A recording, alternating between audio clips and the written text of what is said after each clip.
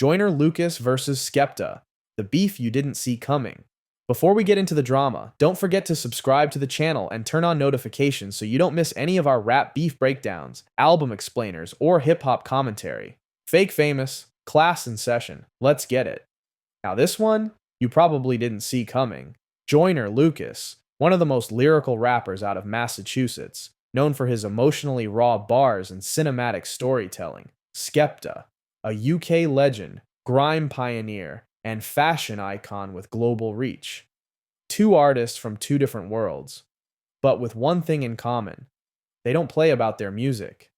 That's why fans were hyped when word got out these two had a collab in the works. A coast-to-coast, culture-crossing, lyrical link-up. The snippet leaked and it sounded insane. But then, nothing. No drop, no rollout, no explanation, just silence. Until Joyner broke it. And when Joyner talks, he talks. Not subliminals, not coded tweets, full-on call-outs. He accused Skepta of ghosting the record, blocking him, and disrespecting the work they did. It wasn't just a missed drop, it was personal. No response from Skepta, no diss track, just tension in the air. And the fans? Split down the middle. So what really went down between Joyner Lucas and Skepta? Let's break it all down. Fake famous. Let's get into it. The connection. So here's the thing, most people didn't even know Joyner Lucas and Skepta had static. This wasn't a headline beef like Drake and Kendrick, or a long brewing tension like 50 and Ja. This one? It crept in quietly. But if you really pay attention to the lyrics, the timelines, and the energy, the tension's been bubbling under the surface for a minute. Let's rewind. Joyner and Skepta were supposed to collab. That's not a rumor. That's confirmed. Industry whispers say there was a record being passed around. A real UK x US crossover. Skepta with the grime energy, Joyner with the bars. The kind of joint that could have blown up on both sides of the Atlantic. Now think about the potential there. Two respected lyricists, both with cult followings, both known for experimenting with sound. This could have been a moment for the culture. But somewhere between the beats being sent and verses getting delivered, something fell apart. Joyner hinted at it first, subtly at first, then with more heat. Little shots on IG Lives, cryptic tweets, mentions of industry dudes moving funny. Then came the bomb.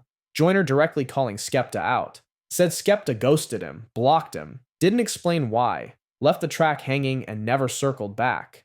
That's when the whispers turned to full-blown static. But here's the twist. Skepta responded. Not with a tweet, but with friendly fire. The first shot in what would become a real rap exchange. Then Joyner clapped back with nobody cares. And instead of letting it die, Skepta came back with round two. So what started as a failed collab turned into a lyrical face-off. And the craziest part? This might be the most lyrical back and forth we've seen in a minute. No gimmicks, just bars. This isn't just about a song anymore. It's about ego, territory, and who really runs the mic when pen meets pressure. Let's break down how it all went left, track by track. The first shot. It all kicked off with one line. Joyner Lucas was doing what he always does, rapping with precision, flexing lyrical dominance, and slipping in double entendres. But on this particular track, there was a bar that hit different, especially across the pond. I ain't Skepta, I don't do grime, I press play, then I do crime. At first glance, it might seem like just a clever rhyme, but context matters. To UK fans, and especially grime loyalists, that wasn't just a lyric, that was a statement. A subtle jab at grime as a genre. A way of saying, I'm not into all that fast-paced UK hype. I'm really out here. Now, if you know Skepta, you know grime is his legacy. He didn't just make songs in the genre, he helped build it. From his days with Boy Better Know to bringing grime global with albums like Konnichiwa, Skepta is to grime what Nas is to New York rap. So that bar, it wasn't taken lightly. What made it worse? There was already rumored tension from the failed collab. So when Joyner rapped that line, fans didn't hear it as just a rhyme, they heard it as confirmation. Then came Skepta's response. Not a diss track, not even a tweet, but an IG story. Black background, white text, and one message. Fake lyrical rappers can't handle real smoke. No error, no tag. But the internet doesn't need much to stir the pot. And this was seasoning. Fans instantly connected it back to Joyner's bar. Hip-hop blogs started posting side-by-sides. Reddit threads popped off. Even UK radio shows debated whether this was the start of a beef or just a misunderstanding. But Joyner, he didn't backpedal. Instead, he doubled down, liking posts that called Skepta overrated, reposting fan comments hyping the bar, and low-key stoking the fire without saying a word. That's when everyone knew. This wasn't just a misunderstanding. This was brewing into something real, and it all started with one bar. Before a single diss track officially dropped, the energy was already toxic. Joyner and Skepta's beef simmered in the digital shadows. Not through direct shots, but through the little things that hip-hop fans are trained to catch. Both camps were liking shady tweets. Tweets clowning Grime. Tweets calling Joyner corny. Tweets calling Skepta washed. And fans? They noticed everything. Then came the unfollows, the interviews with carefully chosen words, the YouTube comments that mysteriously got pinned, the sly IG captions like, "I rap for legacy, not likes." Joyner's team reportedly tried to clear the air. They reached out to squash it before it got loud. But Skepta, he was already off it. Sources close to Skepta said he saw it as disrespectful and forced. By that point, the bridge was burned. Quietly, but completely. This was no longer a misunderstanding. It was ego versus ego. And then came the music. Round 1. Friendly Fire. Skepta's diss hit streaming platforms out of nowhere. A surprise drop, just like Kamikaze back in 2018. Right off the bat, he sets the tone. All these rappers rate their pen, but when the smoke comes, they just pretend. He's aiming at Joyner's reputation as a lyrical miracle type, saying it's all a front, that he's crafted, not dangerous. Then comes the UK pride. I birthed a whole scene with no cosigns. You needed coal just to chart one time. Oof, that's a deep cut. Skepta referencing Joyner's biggest US hit, Your Heart, featuring J. Cole, and implying Joyner needed help to break through, while Skepta built a movement on his own. Later in the track, Skepta jabs at Joyner's chameleon style. 1 minute woke, next minute you gangsta, can't trust a rapper who shapeshifts for clout. Translation? Joyner's inconsistent.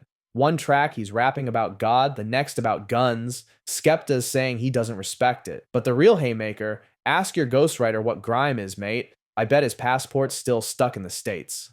That line had the UK in flames. It's not just a shot at Joyner, it's a challenge to his authenticity, his worldview, and his claim to lyrical supremacy. Round 2. Nobody cares. Joyner. Lucas Joyner claps back quick. Within days, he drops Nobody Cares. A full 3 minutes of precision bars and calm rage. Right out the gate. You dissed me for clicks. I dropped gems. You dropped a skit. Joyner's accusing Skepta of manufacturing drama for attention, calling Friendly Fire weak and dismissing it as surface level. Then the shots get personal. You ain't buzzing in the States, bruv. 20 million monthly. I don't see your name once. He's talking Spotify stats here. At the time, Joyner had more monthly listeners than Skepta, and he lets the numbers speak. Midway through the track, he gets surgical. All that grime talk don't translate. I rap in pain, you rap in templates. He's not just dissing Skepta, he's dissing grime as a formula, suggesting that what Skepta does is predictable, copy-paste bars over copy-paste beats. But the real gut punch comes near the end. I tried to build with you, you chose ego, now I'm turning UK legends into B-roll. He's framing Skepta as outdated, saying he tried to collaborate, not compete. But now it's war, and Skepta's legacy is just background footage in the Joyner show. Round 3. Round 2. Skepta wasn't done. Just days after Joyner's reply, Skepta drops Round 2. This one's darker, angrier, more focused. He starts with, you wanted grime clout, now you want to cry out. He flips the narrative, saying Joyner only stepped into this beef to feed off Skepta's name in the UK scene. Skepta's saying, you don't respect grime, you're just using it. Then he gets surgical. Heard your label dropped you twice, then you beg to come back. That's not resilience, that's panic attacks. This is where it gets ugly. Skepta's digging into Joyner's music industry history, suggesting he's unstable, industry rejected, and only surviving off social media antics. Then closes it out with this. You a YouTube rapper with a TikTok budget, I'm a platinum don, I don't need to say nothing. He's brushing Joyner off, saying he's internet famous, not globally respected, and worst of all, he's not wrong. At least in the eyes of many casual listeners. Reddit, Twitter, IG, all split. Some say Joyner had the better bars. Others say Skepta had more impact, but most agree. This wasn't about who won the diss. It was about two rappers fighting to prove they matter in each other's world. Joyner's trying to conquer global rap. Skepta's trying to protect Grime's legacy. And this beef? It's where those two missions collided. The style clash. Let's be honest. This wasn't some wild betrayal or street-level drama. This beef, it was pure style clash. Joyner Lucas is all about surgical precision, wordplay, double entendres, that high IQ, dictionary flow type of rap. He crafts every line like he's trying to prove something, as because he is. Skepta? Different planet. He's about energy, cadence, presence, that gritty grime delivery that punches through speakers whether you catch every bar or not. He's not trying to impress you with metaphors. He's trying to make your speakers shake and your head nod. So when these two collided, it wasn't oil and water, it was thunder and steel. And that's what made it interesting. This wasn't a beef over a girl, money, or betrayal. This was two artists, two alphas, clashing over ego, over influence, over respect.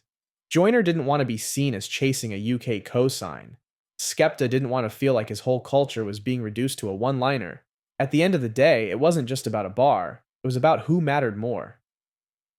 Where it stands now. So where are we now? Quiet. Almost too quiet. No collabs, no shoutouts, no passive-aggressive tweets, nothing. It's like both sides hit pause on the whole thing, but never pressed stop.